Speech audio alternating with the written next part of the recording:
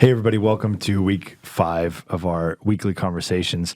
I know we're engaging in this content and sometimes families together. I just wanted to give a little bit of a parental advisory today that as Michael shares some of his stories, they're powerful, they're real, that he does make some references to just the gravity of what he was going through with things like drugs and alcohol. And I just want to give a little bit of an advisory there that if you got young kiddos or something, just be aware there's nothing inappropriate discussed, but it's the real power of God, how it transformed his life. And I know you're going to be stirred by these stories and by the way that Michael and his wife live to see the Great Commission lived out in their lives.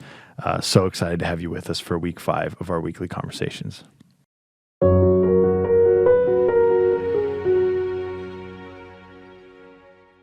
So I got this leather touch. It's like dinosaur It's a little more skin. Coarse, yeah. Dinosaurs. But I like it. I had a That's cool. smoother one, but this one's lasted better. What is it though? I think it's like the faux leather or something like that. This one was at Walmart for $29.99, and I thought, what a good deal. And I got home and it doesn't have the red letters. And then I thought, you know what? If I don't know when Jesus is talking by now, I don't have any business on a podcast with Luke. And I got over it. That's perfect. Yeah. Are we rolling? We're rolling. Oh, we are. Why don't we start? We'll pick up somewhere in there. Thank you for having me on your program today, Pastor Luke. What an honor and a privilege it is to be here with you. This is just a conversation. Hey, welcome everybody to week 5 of our weekly conversations. I've got a dear friend of mine, Mikael Burnette here, one of our city pastors. And we're going to talk about the Great Commission. We'll probably laugh a little bit, cry a little bit. Who knows what will come out of this? I mean, I hope I don't cry, but... No, you're going to make me cry. Okay. So, anyways, let's jump right in. Yeah, let's do it. The Great Commission. The Great Commission. Go. No, I'm just kidding. We'll warm you up a little bit more than that. Propitiation, go. Yeah, exactly. I do want to hit you with our end of round lightning round questions first, though. Okay. People can get to know you a little bit. All right, let's do it. Favorite book of the Bible, all time. Acts. Okay, great answer for the Great Commission thing. No, I'm just kidding. Why? I love putting myself in the story, but I love being encouraged to live it out. And we'll talk more about that as we get into the Great Commission. But that book inspires me more than any. I love the history of Genesis and Revelation, knowing that we're heading into those days. All of it, that interests me, but I love seeing the ministry of the apostles post-Jesus. Right. It excites me. That's good. Most inspirational person in your life growing up? Although I don't think I knew it at the time, probably my grandfather. Yeah. Powerful minister, right? Yeah, I love that man. Yeah. I miss him. Yep. Favorite movie of all time, whether this is Cool Runnings. Cool Runnings. Yeah, Cool Runnings. Feel the rhythm. Yeah. Feel good movie of the year. Great cast. Lovable characters. Is John so good. Candy classic. Dude, nice. That is a good one. Your favorite dessert? I mean, we're fasting right now, but when you're not fasting. A real good ice cream. Yeah. Yeah. Like from where, though? You A know- store or Yeah, they store-bought? have some good ones in the freezer section. Yeah. Okay. We'll find Are random you a flavors Ben and Jerry's fan? not anymore, but I was. Yeah. Oh, was it I love because of the Israel. stance that Yeah, they took? Yeah, I love Israel. I found a peppermint candy ice cream one time. I don't even know what brand it was, but it blew my mind. Yeah, it was insane. Okay, anyways, all the people who are listening who are fasting are hating us right now. What kind of toothpaste do you use? Baby, what do you buy? Is it Colgate or Crest or whatever my wife Just buys? normal? Yeah. Are you into the teeth whitening stuff? No, not so much anymore. Okay. 'Cause to really do it, you have to stop drinking coffee, and I enjoy coffee in the morning. So That's a great point. yeah, it doesn't work. It doesn't. And it doesn't taste good. It's like a lose-lose. That is actually really true. I need to get back to my mint Yeah. toothpaste. Anyways, Aquafresh used to be my favorite. the 3 colors, the red, white, and the green. That's the one. So we've known each other for who knows how long. We were talking about this off camera that we've met. We don't and know then how long we've known we each don't other, know. yeah. However, got to know you really good in Israel in 2010. We rode on camels together, hiked Mount Masada. Do you remember that? I do, yeah. I didn't hike Mount Masada. Oh, Me you and didn't? Pastor David took the cable cart up and had Magnum bars while all you other suckers hiked up. They were red, sweating. Some of them were on the verge of throwing up, and me and David were like just enjoying our bars. Like, I am so glad we did not miss out on anything. You and Pastor David went up the cable car. We did, yeah. With ice cream bars. Yes.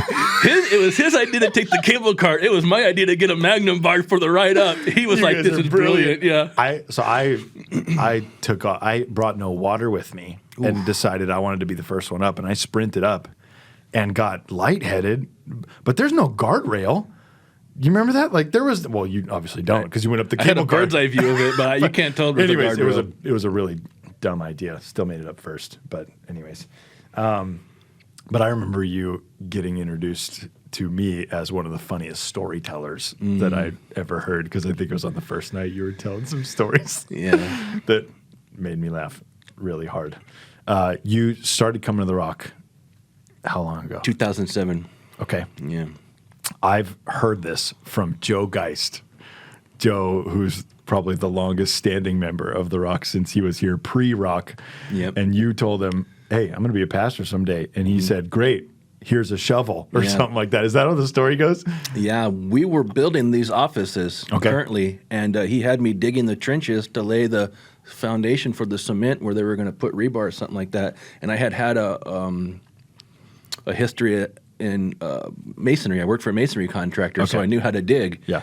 And he was like, "Oh, great, grab a shovel." And I remember at one point getting frustrated, thinking like, you know what, I didn't leave a paid job to come do this for free. Like I thought I was going to get trained in ministry, and the preparation begins with the heart. Yeah. I wasn't ready for ministry until I, learned to serve with a heart of gratitude, and that's really key. I mean, if you get into ministry and you're not a servant, you're not going to do very well as a minister. Absolutely. Period. So I love Joe, and his attitude was. It was straightforward, but it was also, there was a little bit of compassion because he too felt he had a pastor's heart, and he was our maintenance guy for many, many, many, many years. I mean, that guy worked real hard around here. Yeah. Well, praise God. He's Glad to still hear at it. I love Joe.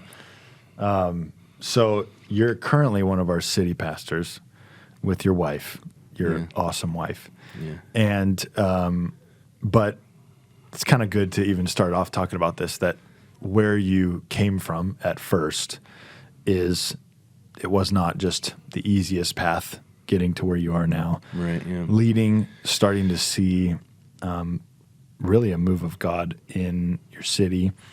I'd say even in seed form of what we're believing God for, right? Like the beginnings of it. So, and you've also, even on this 40 days, you shared one of the testimonies of how you really got breakthrough in your life. So let's talk to someone who's starting and they feel called by God. Where do you start, and what are the first few steps that you need to take in order to be used by God? Because we're talking about the Great Commission, and that's the commission for everybody. But being used by God in our personal life context, what are some of the things that you wish you'd maybe avoided some of the speed bumps and fast track somebody? Personal relationship with Jesus has to be number one. When he called the disciples, he said, "Follow me." And then he showed them what ministry looked like, but he did it on a personal level. They walked with the man. They talked with the man. They pitched their tent in the wilderness with the man. They broke bread with the man. They ate with the man. They cried with the man. They slept while he prayed, and he wanted them to be praying with him. They did real life with the man for 3 years before any of them launched their ministries. And that has to be the foundation. Loving Jesus from a place of personal relationship is going to be the number one key to any ministry. I don't care how gifted you are, how full of the Spirit you are, how charismatic you are, how much you love your ministry. If you love your ministry more than you love Jesus, you've already missed it. Mm-hmm. You have to love Jesus with all your heart, with all your soul, with all your strength, with all your mind. And when you do, you'll love the right things. You'll incorporate the right things into your life and do away with the wrong things. You'll fall in love with his word. You'll fall in love with his Holy Spirit. His presence will become the most precious thing to you. When God walks into the room, I tear up every time because I love him so much. And I have that love in my heart from spending time in his word, spending time praying with him. Praying in the Spirit is another key that I think is a real game changer, Yeah. Jude said we build ourselves up in our most holy faith, praying in the Holy Spirit. Paul said he who speaks in the tongue edifies himself, but he also speaks mysteries to God. You're speaking to a supernatural God in a supernatural language that was given to you to communicate with him beyond your own natural ability. And things are happening in the Spirit when you're communicating to him in that spiritual tongue. And it's so key to your growth and to really understanding and opening up the Word of God. And then, the ministry, real ministry, the way Jesus told his disciples to do will be it will follow. It will just naturally flow out of you. Yeah. Real ministry happens when you fill yourself with God's word and he fills you with his Holy Spirit, the signs and wonders, miracles, discipleship the way Jesus commanded us to do. And most people don't think of the Great Commission as a command, but when he said, go into all the world and make disciples, and essentially what he was saying is when this happens, when this gospel of the kingdom is preached in all the earth, and then the end will come. And how do we preach this gospel of the kingdom? Jesus took the original 12, showed them how to do it, said, when you go, preach, the kingdom of God is at hand. Heal the sick, cast out demons, cleanse the leper, raise the dead. Freely you have received, freely give. So the original 12 were sent to the lost sheep of Israel, but that pattern of ministry never changed. That was the formula, so to speak, for what ministry would look like, because he said, as I freely give to you, you freely give to them, and command them to do teach them to do all that I have commanded you to do. Teach them to observe all that I have commanded you. So everything I'm freely giving you, everything I'm teaching you, you go and do that with them. And the process of discipleship was something that was never supposed to end. But you can't do that if you're not full of God's word and full of his Spirit. Yeah. The ministry that Jesus talked about and modeled for us with his discipleship comes from a personal relationship with him. And he modeled that with the first 12 and sent them out. And from there came the apostles and, a real move of God and the birth of the church as we know it. And that has never changed. Yeah. Some people will deny that the gifts still exist, and people that love God and love his word, they've just missed out on that for some reason, but it has never changed and it never will. Yeah, that's so good. And because some people starting off wanting to have a relationship with Jesus, even all the things you just mentioned, to be in the word, to be in prayer. I know for me, it's helped me so much to be around others, as the word says, imitate those who through faith and patience have inherited the promises. Because if you don't know where to start, getting around others who are, I don't think better than you is the right word, but getting around others who are farther along, maybe in the way that they pray, farther along in what they know about the word and how to connect the dots. I think we're walking into times where discipleship is going to be so much more relational than we've talked about this as a church, but more relational and not as programmatic, right? Where I'm walking with people who can show me and raise me up in things, and as iron sharpens iron, right? Was there anyone in your life as you first started out or in the first few years of being trained for ministry who you really learned some things from right off the bat, whether that was here or somewhere else? So I was blessed to be born and raised into the church. So all my life, I've had sort of a covering. Even when I walked away from the Lord and spent a couple decades in the world, coming out of the world after like a good decade in the world, I came out, but I still struggled with things of the world for many more years. So I mean, I was in bondage for many years, but even during those times, there were people speaking into my life. All the way back to Sunday school, I can remember feeling the love of God from my Sunday school teacher and just knowing what a pure love that this woman had for us. Wow. She loved us like we were her own children. In fact, I felt more loved by her than I did most of my actual family. Wow. And like I said, my grandfather, and going into high school, the enemy would sift me as wheat following my high school years, and I would spend many years in the wilderness and in bondage. But prior to that, the Lord had put high school leaders and pastors in my life that noticed the call of God on my life and spoke to it and encouraged me and really helped me build a confidence. And before I realized what was happening, they were including me in what would end up becoming a very large part of my ministry. here I am in high school, and I'm not even really walking with the Lord, but they would pull me up on the stage and allow me to operate in my gift by telling a joke or a story, and I would see the laughter that it caused and the response that I had, and I didn't know it, but I was operating under the anointing, which really is the Spirit of the Lord God upon us, right? The Spirit of the Lord is upon me, for he has anointed me to preach, teach, and heal, and to deliver, and set free, and all these things. But the anointing of God would come over me, and I would feel that fire, not knowing what it was, and I would begin operating in what God had called me to do all the way back in high school, before I was really walking with the Lord, before I would go into the world and then coming back. Wow. So all my life, the Lord has kind of walked beside me as a shepherd, using various people and various ministries. And then, coming here, and Pastor Jerry, obviously his love for the word, his unwavering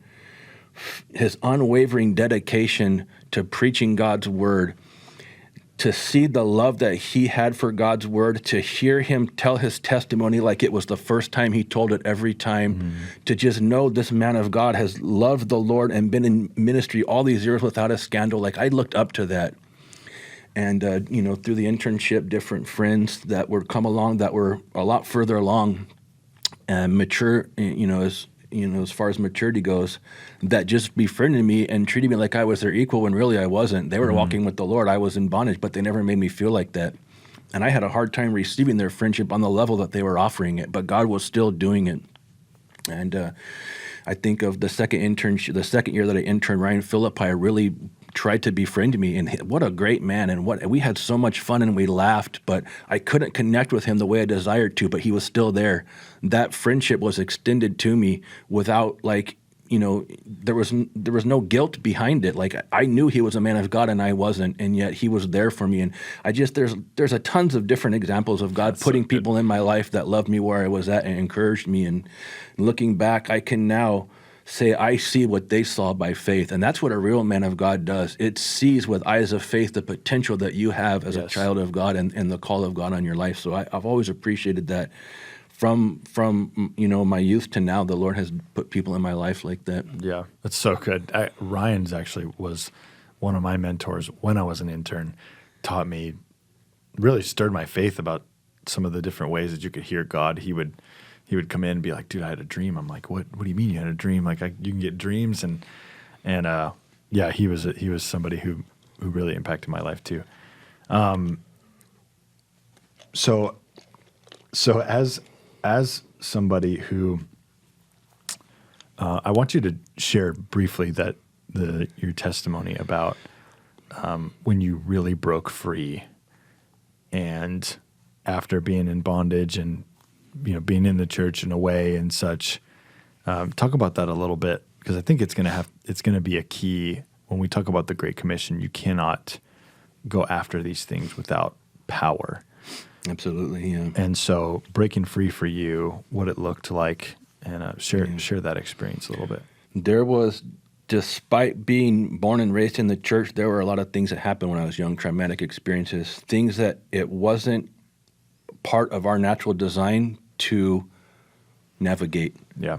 Things that we don't know how to respond to, especially as a child. Like, there are certain offenses and breaches and things that happen to you that when that happens, you don't know how to respond, and it does something, and a part of you shuts off. And I've shared this before. I don't have much memory beyond. I can remember back to junior high, but I can't remember much before. I don't want to get into all the details, but a lot of things happened, and I don't know the correct word to use, but there was a betrayal that I experienced. There was a crossing of the line, and it happened multiple times by multiple people. And it was one of those things where it was just such a violation.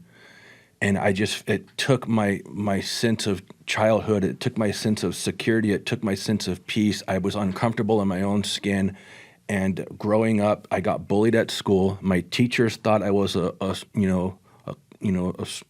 screwball, because, and to be honest, I grew up in a house that, today they would consider like a paranormal home. Like, there was a lot of demonic activity in my home. And I remember years ago when I was small, the church that we were attending, the son-in-law of that pastor called my dad. He was pastoring another church, and my dad wasn't there, and he called my mom. And he said, I don't know what Mike, my father, he was like, I don't know what Mike's getting into, but I had a vision of a dark cloud forming around your house. It was a blue sky all up and down the street in your neighborhood, except your house had a dark cloud. And I grew up under that dark cloud. And my dad got into some very demonic, very perverse things. And I grew up in a home where I was tormented by demons. I heard voices. I saw things. I would have panic attacks, and my parents thought I was having an asthma attack, so they would take me to the ER, but something terrified me so bad. Wow. And I just grew up that, and I couldn't pay attention at school. I was always tired. I couldn't sleep. I couldn't focus. And I got bullied. I got picked on. People would throw things at me, run up and shove me to the ground, or yank my backpack off and take things from me. And there wasn't really a safe environment where I could go. My house wasn't safe. And as much as I loved the church that I grew up in, it wasn't even a safe environment. Like a lot of things happened that should never happen to a child in the church that I grew up in. And then my doctors, and then it seemed like everywhere I went, I was being like violated, really. And it was like, it colored my whole world, and it did something internally that I never really recovered from. So as a grown man, and then seeing my parents fight, and my dad he was abusive to my mom, and he was unfaithful to her. And, we were a Christian family. We were in church every Sunday morning. Sunday school every Wednesday night. Every Sunday night we went back. Dad played drums on the worship team, was one of the Roman soldiers in the Easter play every year. And on the outside looking in, we were the perfect, picture perfect Christian family, but we were not. It couldn't be further from the truth. And I tell people, I ended up loving God despite growing up in church and in a Christian family. Like, I don't think if I had a real, genuine, personal relationship with Jesus and an encounter with the Holy Spirit at the young age that I did, I would have made it in Christendom. I would have been another statistic. And so you fast forward to, I'm a young man. I have rejection issues. I have emotional issues. I have emotional wounds, and some of these wounds are too deep. I don't even know that I've really even reached down to the depths of how far it went. And I wasn't successful in school. Here I'm about to graduate. I have no idea what I'm going to do. My father was not somebody that, encouraged me to learn a trade or go to school or really take anything serious. And he, bounced around from one job to another and was never stable. And my mom was going to school and doing this and then going to school for that. And there was just no stability. And I didn't grow up with any stability or any idea of what a healthy, normal grown-up looked like or how he functioned. And but the Lord kept me. By the grace of God, He kept me in the church. He kept me where there was people that, would kind of guide me along and speak into my life. And I remember encountering the Holy Spirit at this church that I grew up in at a very young age. And my pastor, I would never say a bad thing about them. And I'm not even saying anything bad about the church. Just bad things happened at that church. But it was a wonderful, Spirit-filled church. I knew the Holy Spirit because I grew up in that church. Wow. And I'm grateful for that, eternally grateful. And I don't think when the devil sifted me and I walked away, I would have made it back if I didn't already know the Holy Spirit personally and love Jesus. And I did. I loved Jesus and I feared God. Despite coming from a Christian family that wasn't very Christian at all, I had a genuine relationship with Jesus at a very young age. And, of course, we went to Camp Cedar Crest every year and had Spirit-filled camp meetings. And, I saw the power of God. But as I got older and I went through high school and youth group, I started hanging out with other guys in the youth group who were already smoking weed and drinking and smoking cigarettes, and I didn't do any of that. I was a goody two-shoes, man. I was clean cut. I didn't steal. I didn't lie to my parents. I didn't play hooky. I didn't try to get away with anything. And but I carried this pain with me, and I had rejection issues, and they just seemed to start really festering around that time.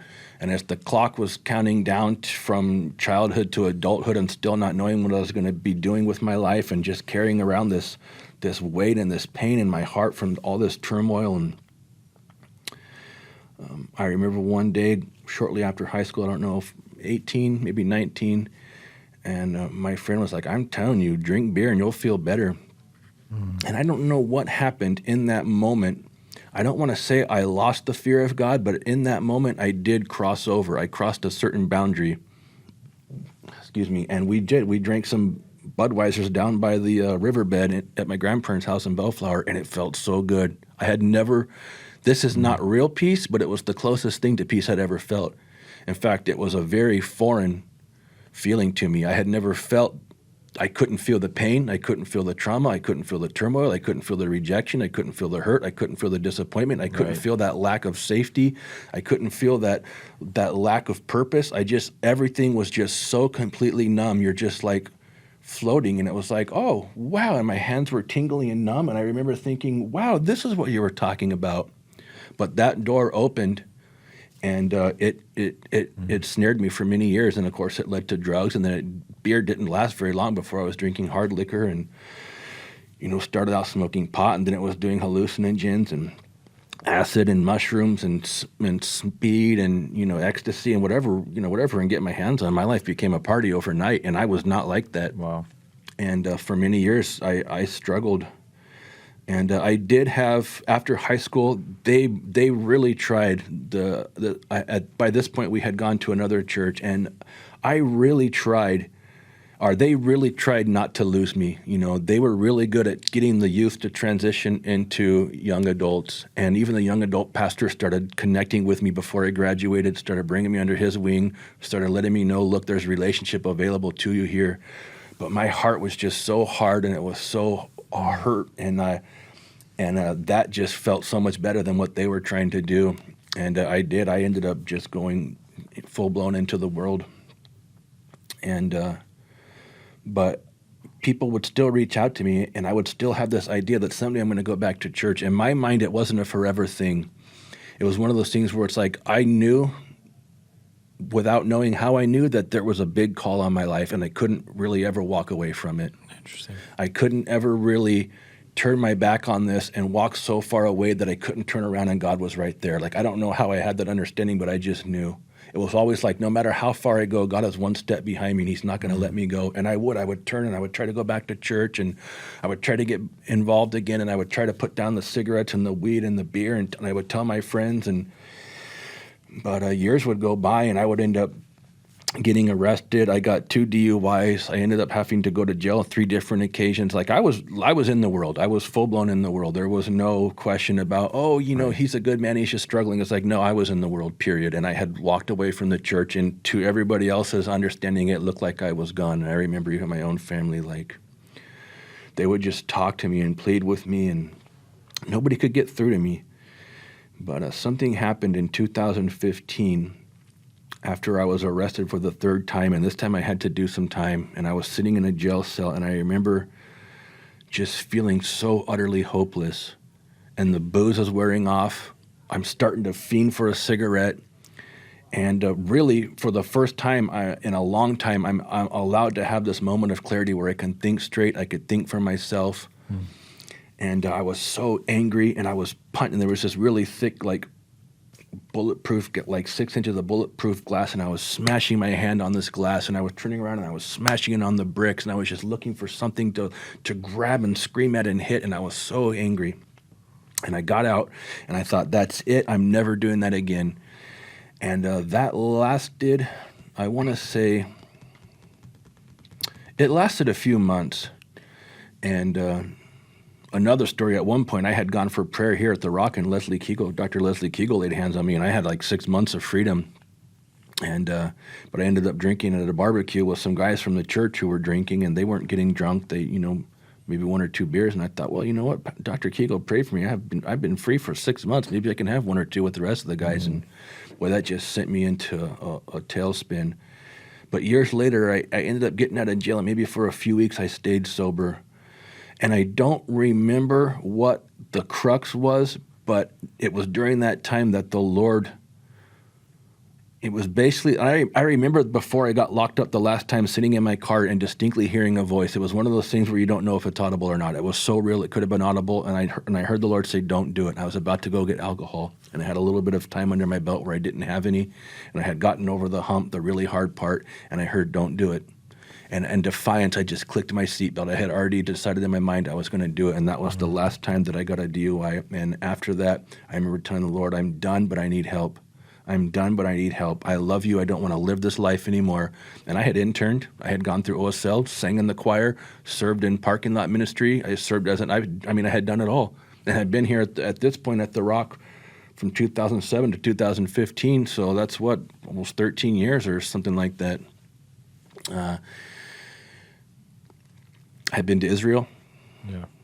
and but I was talking to God, and God is real, and He appreciates real talk. Yeah, Approach that's Him as good. holy, but be real with Him. He Yeah, that's already good. knows. And I just told Him, God, I can't quit drinking. I know you told me the other day not to, and I went and did it anyways, but I'm going to tell you right now, I felt like I didn't even have a choice in the matter. And so there were times where I'd be sitting in my room, and like, I could do this, and I would literally feel something come over me. I would feel a demonic presence come into my room, and once it came over me, I knew it was only a matter of time before I was going to drink. I would be drunk by that night, later that night. So principalities and powers are real, Yeah. and demonic influence is a very real thing. But I remember crying out to God, and one day something happened with my sister, and it was an emergency, and I love my sister. Her and I grew up real close, and something happened, and I had to go and get her out of that situation that she was in. And I took her over to my grandma's house where I was living at the time, and I said, don't ever go back there. I had to go and rescue her. I had to kick the front door open on a meth den and pull my sister out of there, and a bunch of bad dudes were there, and her life was in danger. I didn't know how bad it had gotten.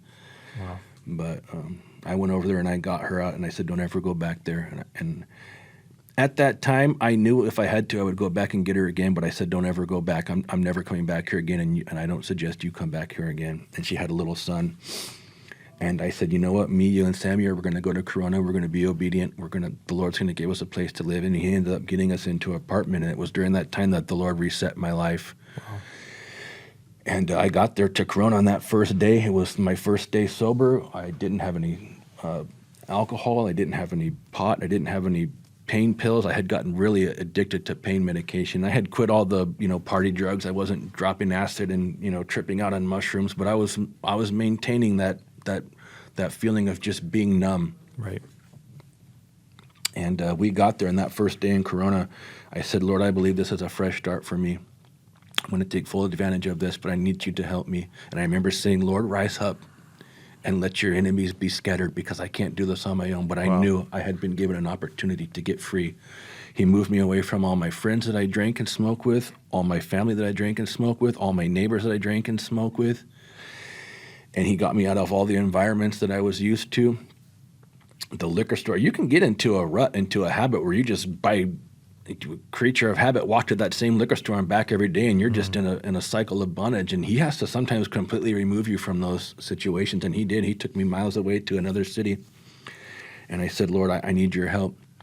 And I listened to a message by a TV evangelist, and he said that there was something about the wee hours of the morning where Jesus would go to the mountain to pray and to be with the Father. And He would hear from the Lord. And there was one passage in particular where the disciples said, Master, where have you been? The people are waiting for you. And He said, yes, I know, but I've been with the Father, and we're actually going to go over here. Yeah. He got instruction that was contrary to what the disciples thought they were going to be doing, because He got up early enough to go talk to God without any distraction. Yep.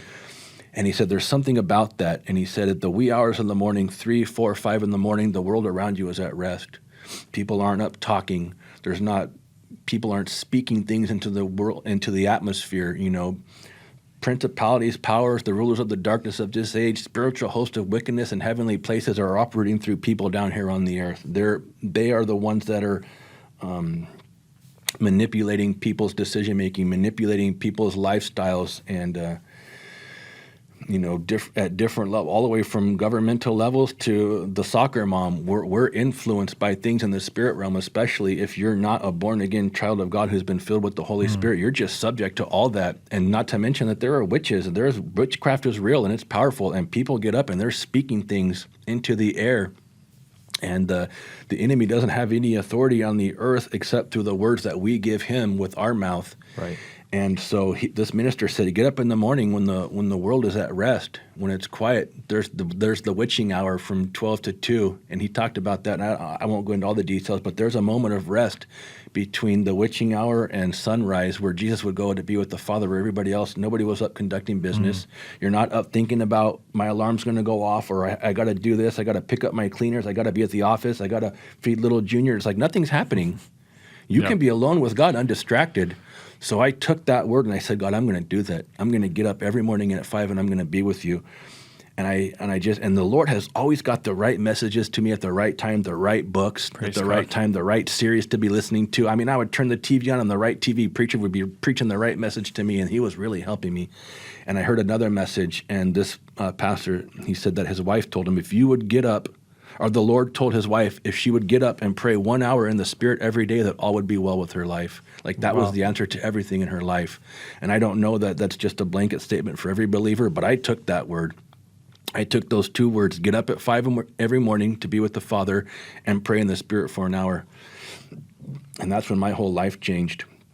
And it wasn't easy, but I'll tell you right now, consistency is super key. Yeah. Being consistent when it's not easy.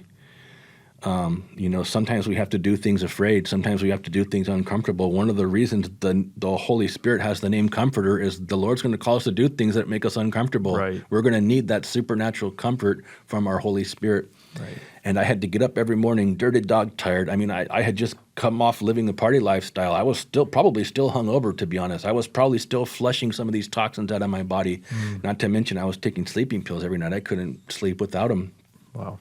And so I would get up every morning, the alarm would go off, but I would be so tired. I would just hit the button on the coffee maker, and sometimes I would want to hit snooze, or I would want to go back to bed, but I didn't. By the grace of God, I was able to get up every morning and pray in the Spirit for an hour. And at first it was difficult, and I hadn't really developed my prayer language. It was just like sha-ba-ba-ba-ba-ba-ba, like almost like baby talk. And I would just be like drinking my coffee, sha-ba-ba-ba-ba-ba-ba. Oh man, like trying to wake up. But boy, I'm telling you, something happened. Wow. I began doing what Jude said. I began building myself up in my most holy faith, and pretty soon I was outgrowing those bondages.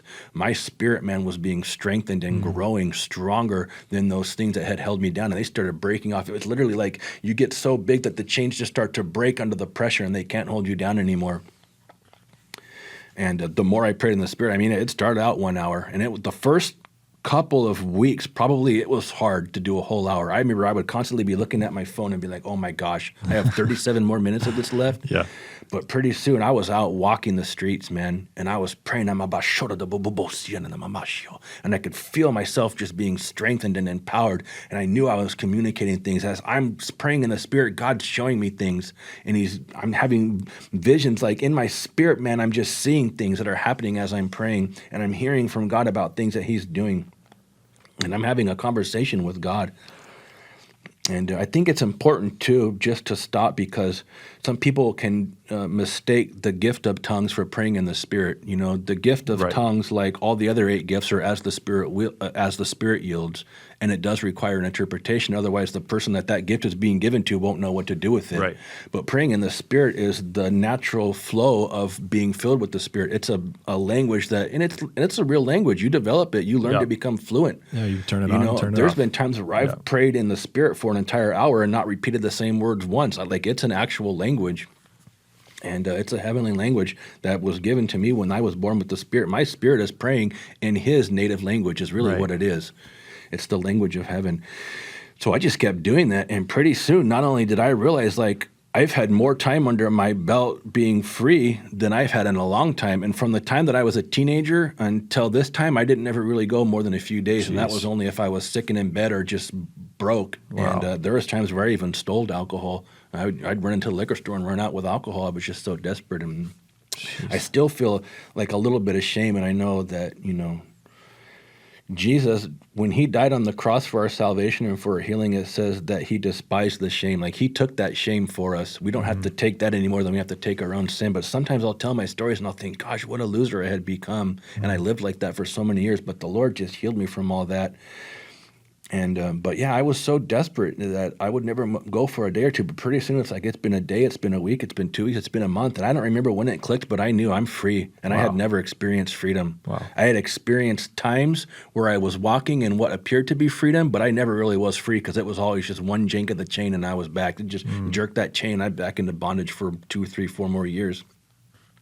But I just kept praying in the Spirit and reading God's Word every day and filling myself with Spirit-led teachings and ministers of God who just walked in authority and power and an understanding and a reverence for God's Word. And I would just fill myself with these words and be praying. And next thing you know, I was praying 3, 4, 5 hours a day. I didn't have a job at the time. The Lord, he really gave me that time set apart to get free and to learn how to function. Yeah. And to learn how to hold a job, to keep a job, to want to keep a job, to be an actual upstanding citizen in society, and not just, what I had become. So during that time, I just, not only did I get free, but I developed an insatiable appetite for God's word. Like that was another supernatural manifestation of the Spirit's life in the Spirit's work in my life. I just couldn't stop reading God's word. It would take me hours. I still, if the time affords, I can spend hours reading my Bible every day. I get up in the morning, I drink my coffee, and I can just spend, sometimes it's 2 hours, and I haven't made it through, 1 Corinthians, whatever the reading is for the day. I follow the Soul of Life plan. And I just loved God's word, and I realized, like, not only do I love it, but it's changing me. It's changing the things that I love. It's turning me loose from all those things that held me in captive, and I'm losing. There's an old song, I love it, and it was like, turn your face upon Jesus. Look upon his glorious face. And when you do, all the things of the world will grow faintly dim. And it's so true. Yeah. When you fall in love with God's word, you fall out of love with everything else that you thought you loved. Yeah. After doing OSL and fasting secular music, I realized, like, I would try to listen to it again, and it was like it had the reverse effect on me. Yeah. Not only did it not move me like it used to, but it actually took something from me. It left me feeling, I could feel the sorrow of the world when I would hear the music of the world. I've got a funny story about that. I walked into a clothing store one time with my oldest, Judah, 6 years old, and we walked in, and a song started to play. And I was kind of like, oh, this doesn't sound good. I almost knew, like, I'm about to hear some words that my 6-year-old shouldn't be hearing, and as soon as I did, I just, I'm trying not to draw attention to it, but I grab him, we're walking out, walk out of the store, and he goes, Daddy, what was that song? He said, I can't remember the exact words, but I think he said something like, that song was that yucky? That was not something that he was trying to voice, like, that was not a good song for God, kind of a thing. I was like, buddy, you're sensitive to the Spirit. Yes, that song was, in so many words, evil, but it is interesting how we get so close to the Lord and then hate the other stuff. Yep. If you try to hate the other stuff into loving the Lord, it's backwards. Yep, won't happen. It won't happen. Yeah. And so what I'm hearing from your story, thank you for sharing the breadth of it. What I'm hearing from your story, God healed and restored what nothing else could have in an accelerated amount of time as well, because in the years following, you've gotten married, you started to walk in purpose. We got to do ministry together during that time. I saw you started to step out into things, and now there's this movement happening in your city where the Great Commission is being preached, and not the Great Commission, the gospel is being preached with people who are all about the Great Commission. Amen. And so what is it? One of the questions I wanted to come in and talk about was, what gives us the heart and the passion to be all about the Great Commission? So maybe we should just open it up and read it first as we get to Matthew 28. Are you New King James? I'm New King James, baby. I've never wavered. Yeah. Praise God. I don't know why this song just Out popped of obedience, I got an ESV and started teaching from it, but I can't get away from You're like so New used King to James, it. yeah. For some reason. And New King the song- ESV is great too. Yeah, 100%. I have nothing against it. I just prefer this. For some reason, the song popped into my head when I thought of the NKJV. My endless love. I don't even know if that's a bad song. I don't know. Okay, Matthew 28. That's the first time I've sung on this podcast. Here we go. Matthew 28:18. And Jesus came and spoke to them, saying, all authority has been given to me in heaven and on earth. Go, therefore, and make disciples of all the nations, baptizing them in the name of the Father and of the Son and of the Holy Spirit, teaching them to observe all things that I have commanded you. And lo, I am with you always, even to the end of the age. Now, what's important for people to remember is that the red letters are not last mentioned in the Gospels, but that in the book of Acts, Jesus gives the commandment to wait for the promise of the Father. So how do we keep ourselves in a position where our heart and our passion is all about the Great Commission? Because I think Christians in general, when they hear we're supposed to share the gospel, I think everyone in their head can agree with that, right? Right. We were changed. So what Yeah. we love, we should give away. I mean, at the very least, we've got the restaurants we love and we share them with our friends. So how much more should we be sharing? Right. Jesus. But I've just noticed that we can get in and out of pockets of actually being all about it or not. Yeah. What is the fuel to the fire that we need to be all about the Great Commission all the time? Right. So I'm a firm believer of being filled with the Spirit and staying filled with the Spirit. And I don't believe that miracles, signs, and wonders and the power gifts and prophecy is the evidence of being filled with the Spirit. I believe that's a byproduct of being filled with the Spirit. The evidence is the fruit of the Spirit: love, joy, peace, patience, kindness, goodness, long-suffering, self-control. And it's not 9 fruits individual. It's not fruit plural. Thank you. It's one fruit. Fruit of the It's Spirit. one fruit that has all of those attributes. I remember the first time someone told me that, I always pictured a bowl of fruits, almost like a bad kids' church illustration. Like the joy is the banana. Little felt things that you would stick. The felt boards. Yeah. Yeah.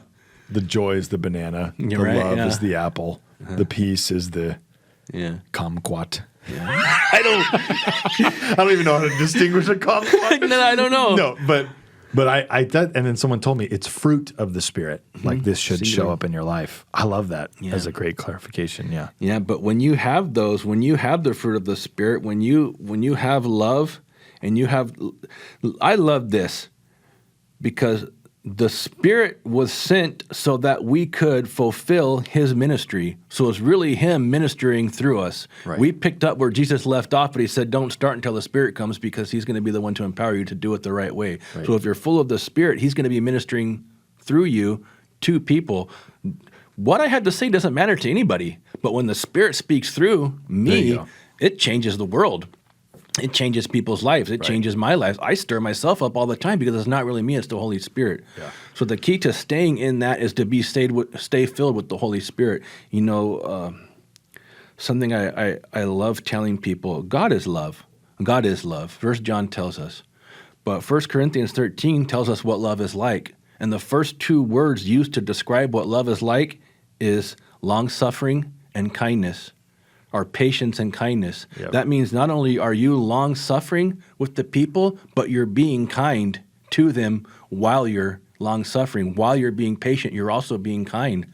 And that's really the heart of God. He's long-suffering, not willing that any should perish, but that all should come to repentance. God desires all men to be saved. Yep. God's will and His desire is for all men to be saved. If that's not at the forefront of our thinking, our what it should be, what our lives revolve around. And if it's not, you're not full of the Holy Spirit. Yeah. Because when you're full of the Holy Spirit, He's going to do what He was sent here to do through you. So to me, the key is just being filled with the Holy Spirit.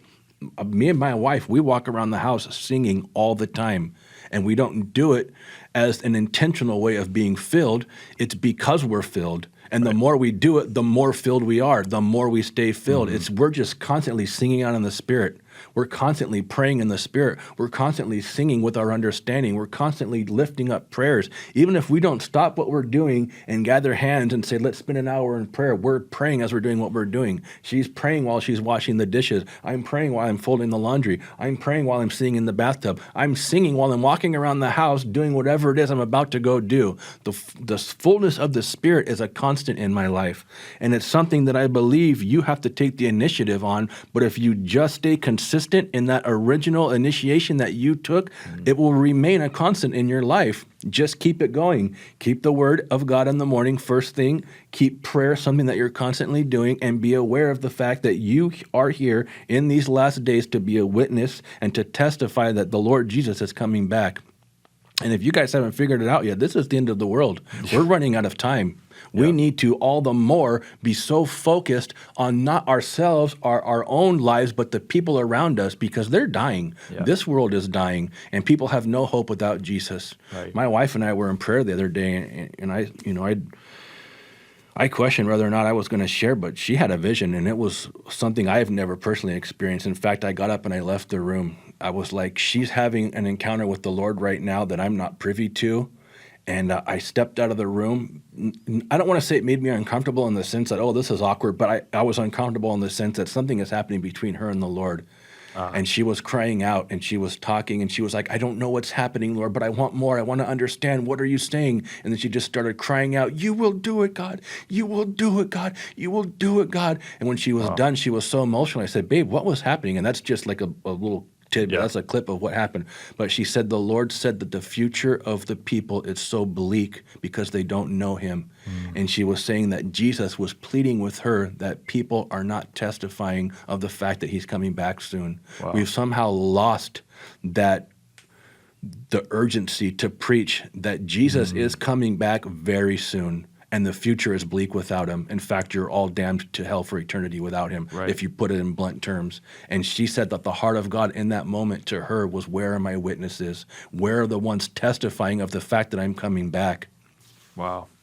So powerful. That's a byproduct of being and staying filled with the Holy Spirit. Now, I don't have encounters like that. My wife has a very particular, not particular, but a very specific relationship with God where he talks to her.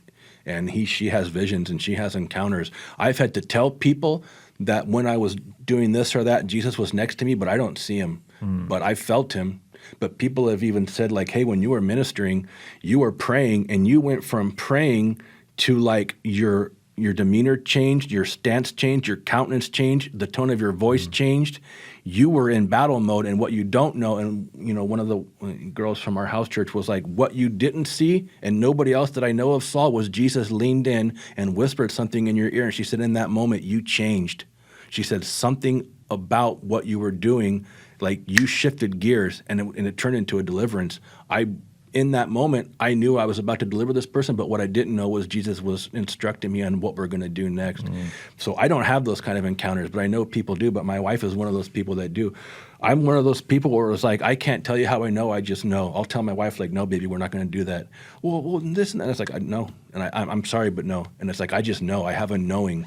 There are different ways that the Spirit will speak to you, but if you are in close proximity in a manner that is intimate and personal, and you love him and you're willing to yield to whatever it is that he says, he will talk to you very clearly and very plainly, and he will instruct you, and he will tell you, this is what you're going to do, and no, you're not going to do that. Wow. And if you get to the point where it's like no questions asked, I had to change up my routine, which actually was a very godly routine that the Lord helped me to establish.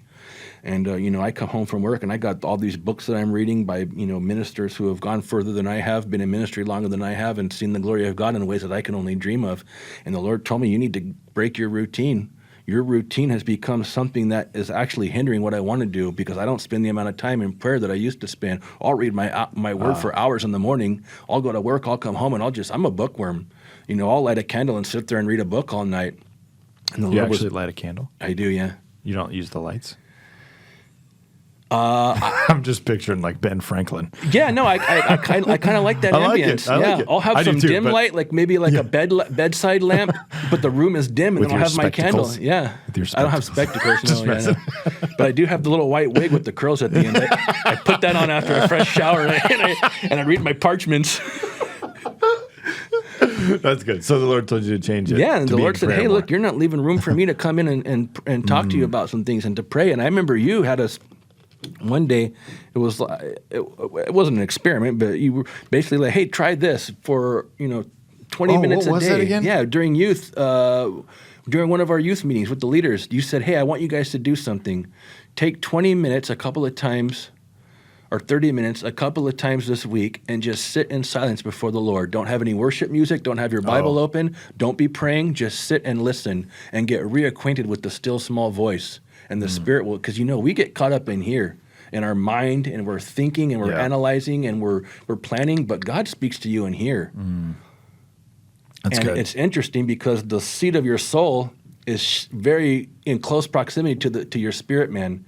So you can hear yourself and just wonder, is that God or is that God? But sometimes your spirit will testify to you. Your inner man will testify to you the things that the Spirit is saying, and it will sound a lot like you. Right. And you need that discernment, that quiet time, that proximity to the Lord, and to know this is not me, this is God. And you can ask him, and you'll just hear it like yes, and it's like Yeah. And then there's even times where it was like I would say yes and I would say no, and it was like I knew it was one more than the other. Like no, God is saying yes, not no. It's like you could feel it. If I remember right, I remember we were going through a season, and it was in youth ministry and with the team, and we were talking about being able to hear clearly and silence all those other voices, but also not just only praying to him, but listening. So I remember the emphasis that week was on listening, because I do think there's a ditch on the other side of the road of like emptying yourself, sort of this Middle Eastern meditation kind of a thing that's not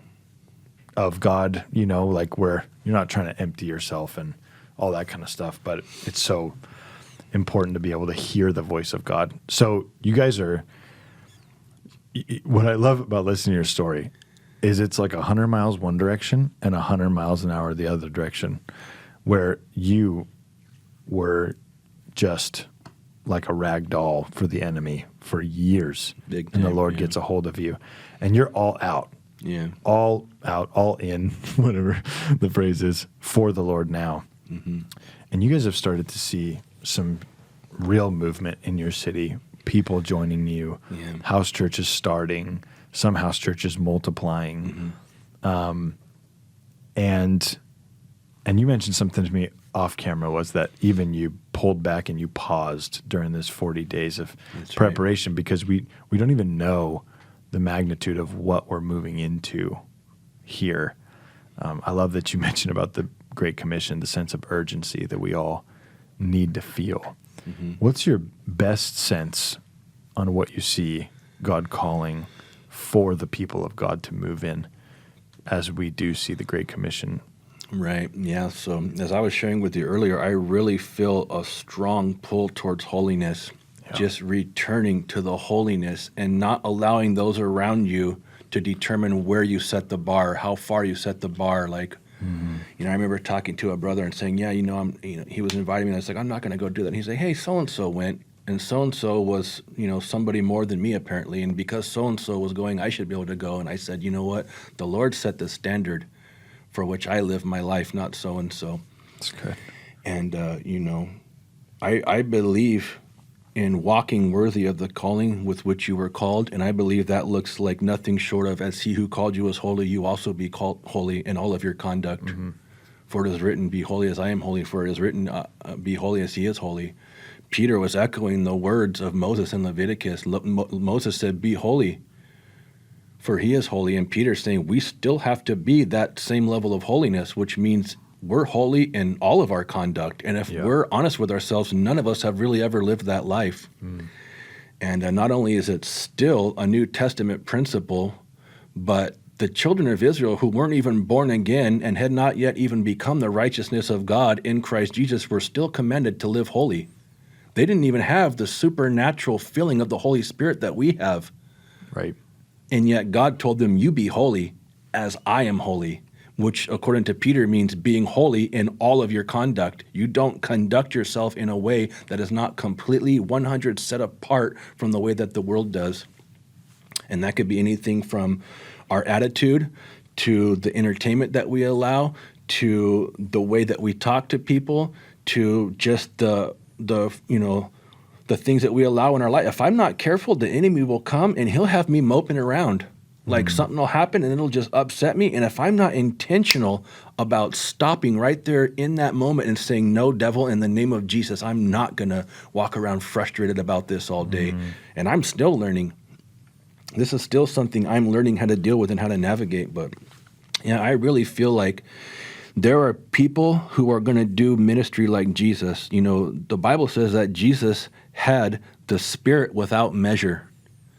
And I believe one of the key reasons that he walked around in the Spirit without measure was the fact that when he told his disciples shortly before he was to go home to be with the Father, basically sit down at the right hand of God and say, I did it, Dad, I'm done, I'm finished, I did it. Before that, he told his disciples, I'm going now because the ruler of this world is coming and he has nothing in me. He has nothing on me. There isn't anything of him or his kingdom in me. He doesn't have anything on me that he can say, that he can accuse me of. I am walking around without anything of his kingdom. And the enemy has very subtly weaved his culture into our culture to where we're entertained by things that God called sin. We're entertained by things that Jesus had to die for. We're entertained by things that grieve God's heart. We allow things that are beyond just compromise. It's blatant sin. which compromise is a sin, but sometimes we'll look at it as like, well, it's not that bad. It's like, no, look at it as sin and say, right. I don't want anything to do with that. Right. And as the Lord began to prepare my wife and I God told me, I'm going to send my spirit to your house and he's going to take up residence there and you guys are going to do real ministry. And we got excited, but we also knew we had to take this serious because God told me, I'm going to send my spirit, but he is a Holy Spirit. Yeah. He must be regarded as holy. He must, by all who approach me, I must be glorified. And I knew we're going to have to draw the line a little bit further back than what most average Christians do. Yeah. And I started sharing with her some of those things, and she was like, "Whoa, okay." It's like, okay, and was like, I was like, some of the things I was like, "I'm sorry, baby," but God said, and it did. It seemed like I just drew a hard line, and it was abrupt, and it was out of nowhere. But I said, we're not going to have Netflix in our house. Yeah. I said, I don't want to turn on the TV and see those demonic images, those seducing images. I'm a free man now, but there was a time where a single image could trigger lust. Right. And I don't want to see that. I don't want that in my house. Even if I don't click on it to watch it, I don't want to turn it on and just see these horrific demonic images, these themes and these concepts, and like even shows that people, it's not that bad. Like, CSI or whatever those crime scene. It's like the whole thing revolves around solving a murder.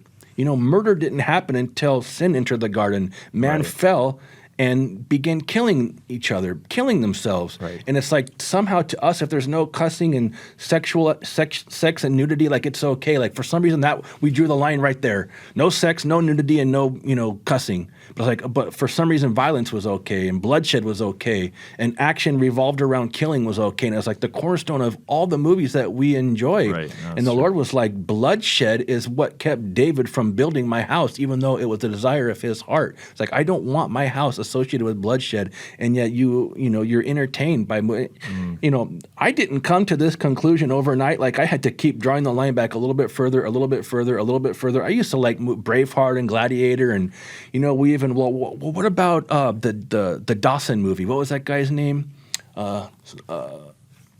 Hacksaw Ridge. It's like it's a Christian movie. And it's like there was just so much.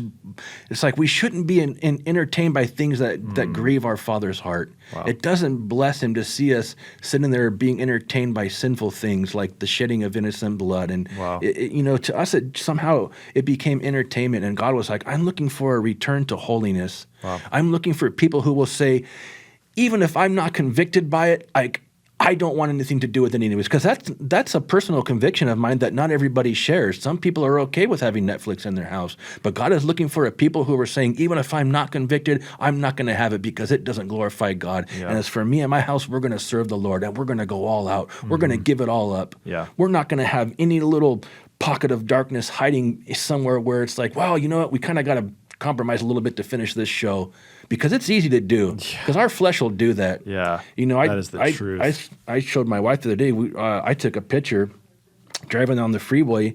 The latest Marvel movie had Doctor Strange doing this on the cover. I said, they're not even hiding it anymore. Oh, I didn't see that. And most Christians enjoy the Avengers movies. I did at one point. They're into that stuff.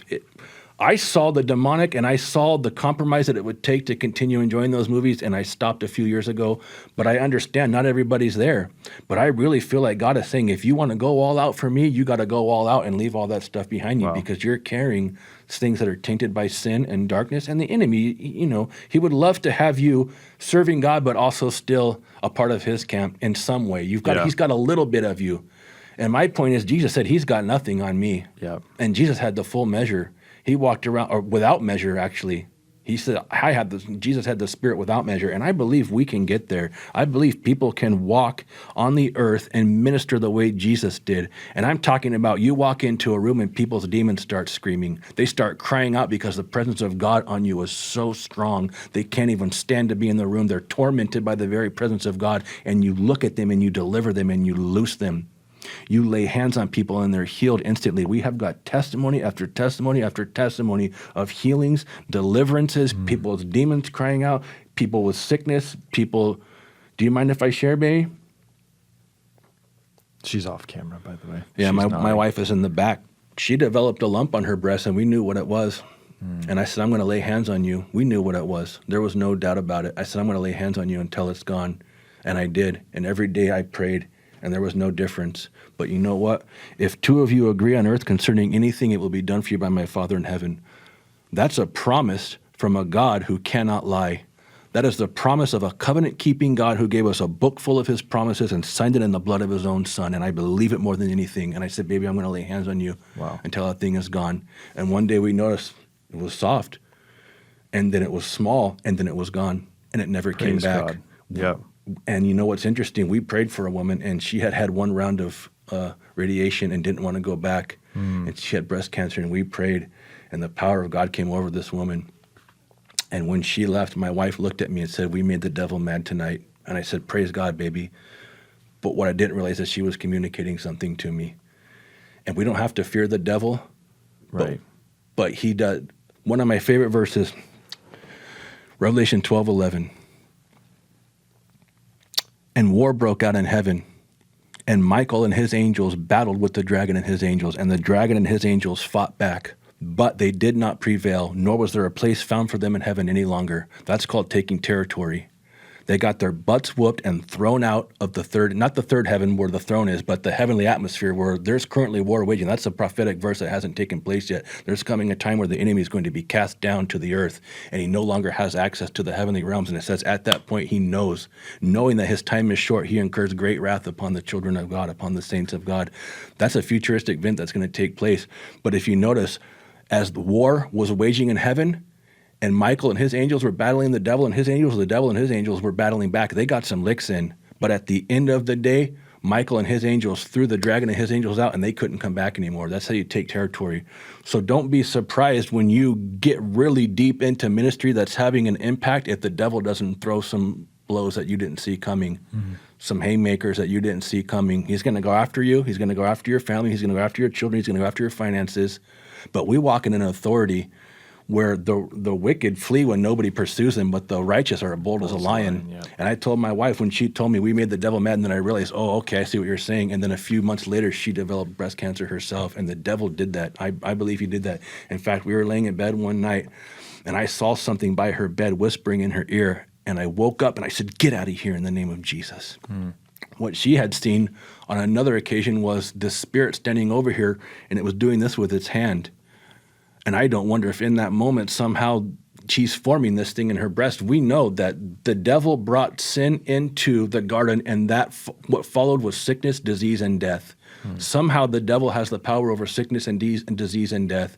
Now Jesus took that power from him and was, by his stripes we're healed, period. Right. But that's his arsenal. Right. Our arsenal is healing, and the fact that Jesus disarmed all principalities and powers on Calvary, made a public display of them, we know, but he has an arsenal of his own. And so anyways, but we've seen one miracle after another. Her father-in-law, we got a call one day. I was at work. My wife called me, or not her father-in-law, my father-in-law. My wife's dead. She called me at work and said, baby, my mom's a little bit worried about my dad. This was at the height of the COVID pandemic. And this man was a workhorse. I mean, he was a man's man. He worked 6 days a week for like 30 years and never took a vacation. He was a heavy-duty mechanic, worked on the trash trucks with big tools, and just a real strong man. And he loved working hard. Well, one day he didn't get up and go to work, and it was like, that's not normal. And her mom was trying to feed him, and he was rejecting the food. And she called me and was like, hey, they're going to take my dad to the hospital. And inside I just thought, oh, no, that's not a good sign, because we were hearing about people being intubated and never seeing their loved ones again. And during this time, you can't go to the hospital and visit your loved ones. And I just had this dread came over me, like, if they do that, we will never see your dad again. And she was like, I know. And I was like, tell him to stay home. We're going to come and lay hands on him. Well, she has a big family, and everybody, it was kind of like a vote, and the general census was, no, we need to, do the right thing and take him to the hospital. And so we just said, okay, well, we're going to pray. And for 2 weeks, every night the doctors gave a bad report. She had a dream of a black train flying down the train tracks with this hideous demon hanging out the window laughing. The following day after that dream, the doctor called her and said, your dad's on a runaway train and we can't stop it. Wow. And but we had stood on that verse. That as soon as we found out that he was intubated, I left work. I came home. I grabbed my wife's hands in the kitchen, and I said, we're going to stand on this verse, that if two of you agree on anything that they ask, it will be done for them by my Father. And I said, no matter what happens, let God be true and every man a liar. This is a promise that a covenant-keeping God who cannot lie made to us. And I said, baby, you believe this no matter what.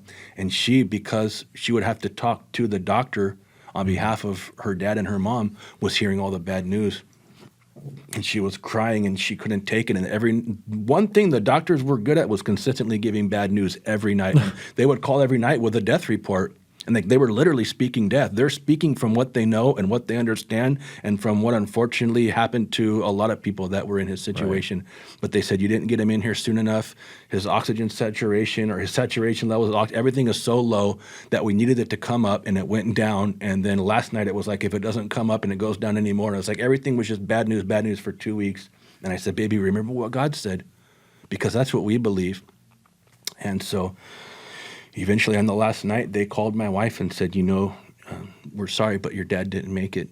And because it was one of those things where loved ones aren't allowed to come into the hospital, they basically said, we're going to allow 2 of you to come in the morning and say goodbye. And I said, no, baby. I said, what do you really believe? That your dad died, or that God promised us in his word that he would do anything that you and I asked him for?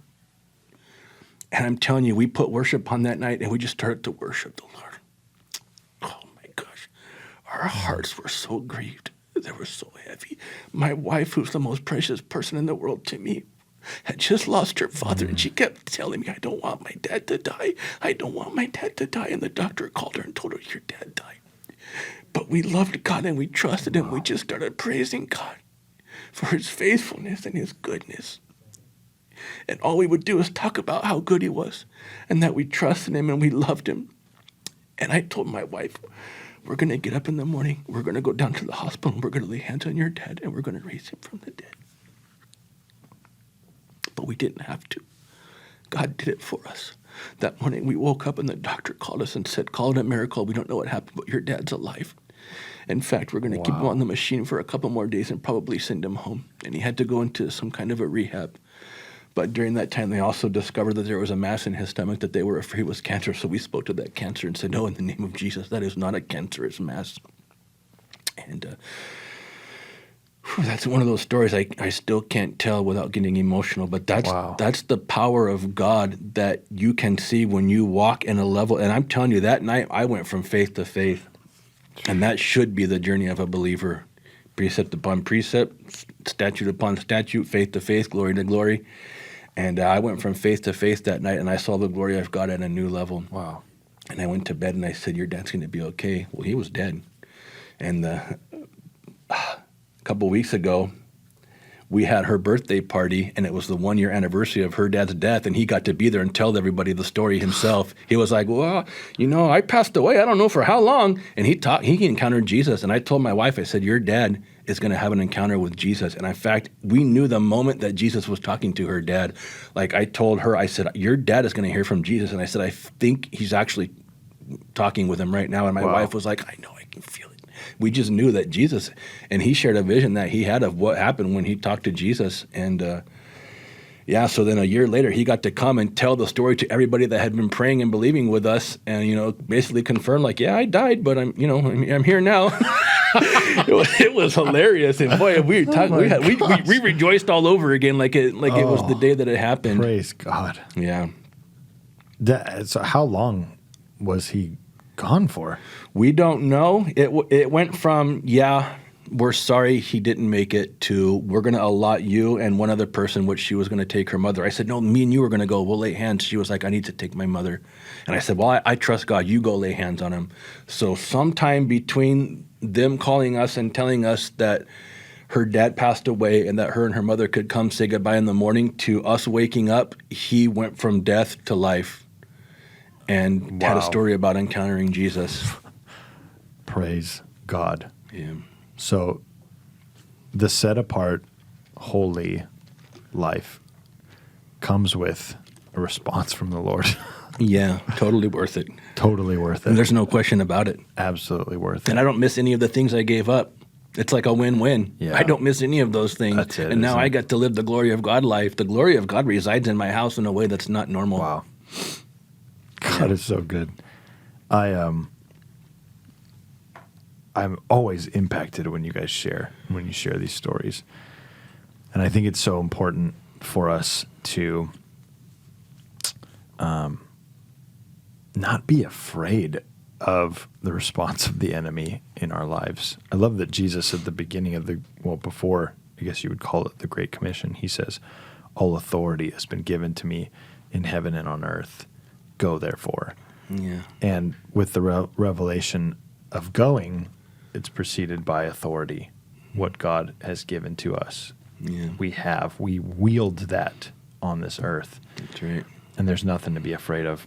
I'm stirred by your stories. I hope everyone who was listening today was stirred by what you guys shared. I feel like, would you lead anybody listening just closing in prayer for them that they would be stirred to lay down whatever they need to lay down, to go after God with all their heart, and that they would see great and mighty things. Yeah. Amen. Yeah, please. Yeah, it's time. Oh, Heavenly Father, I just first of all want to thank you for this opportunity. What a pleasure and what a joy to tell your story, to be afforded the opportunity to share the goodness of God, the greatness of your miracles and your glory, and you wanting to shine the light of the love of Jesus Christ in the earth in such a way. And we believe with all of our heart in the Great Commission and the urgency surrounding those words now more than ever. And I just pray for anybody that's listening that they would be willing to lay it down and let it go. And don't let this overwhelm you as if you have to go from where you're at to Uber Saint, overnight. Yeah, right. Begin to be sensitive to the Lord and let go of things. Yes. Just draw the line with something that is a compromise, and watch the Lord respond to your obedience and your humility, and watch the Spirit of God begin to move in your life in a way that you weren't really used to, that wasn't the norm. And the more you let go of, the more God can trust you with, and the more God can trust you with, the more you're going to see his glory in your life. And the more you see the glory of God in your life, the more you're going to want to live for him. And the more you want to live for him, the more you want to just completely die to this world. There's a reason Jesus said to take up your cross every day and follow me. It requires the death of yourself. It requires you decreasing that he may increase. It requires humility. It requires saying, God, I only want you and you alone. And when you can get to that place, oh my goodness, there is nothing like it. There is nothing else worth living for. And once you get a taste of it, it changes everything. So I just pray that everybody at the sound of my voice, hearing this recording, would have that tug in their heart to say, yes, Lord, I want that. And just start there. Start by responding to the tug and let him take you from there. Let him lead you. Let him lead the way. Let him speak to you and talk to you, and let him lead you in the direction he wants you to go, into the ministry that he has for you, into the calling that he has for you, and make your aim the holiness of God. Set the bar at being holy in all of your conduct, which means you don't have anything in your life that requires a compromise, and let the Lord take you there. And may the glory of God rest upon your shoulders like Peter. Holy Spirit, fill their room right now. Fill the atmosphere around them. Rest upon them. Let them feel you. Let them know you. Let them hear you. Let them experience your goodness. Let them walk in the power, and give them the conviction of the Holy Spirit to live holy in Jesus' name. And may signs, wonders, and miracles follow. And as they preach your word, Jesus, the Lord Jesus, will confirm your teaching and your preaching with signs, wonders, and miracles. And we're going to reach people like never before unto the glory of God. Yes. Amen. In Jesus' name. Amen. Michael, thank you for sharing, for living this way to inspire us. And I just feel like if you're watching this with us still, take some time to respond to the Lord and what Michael prayed. And just like he said, may God fill the place where you are. Love you. We'll see you next week.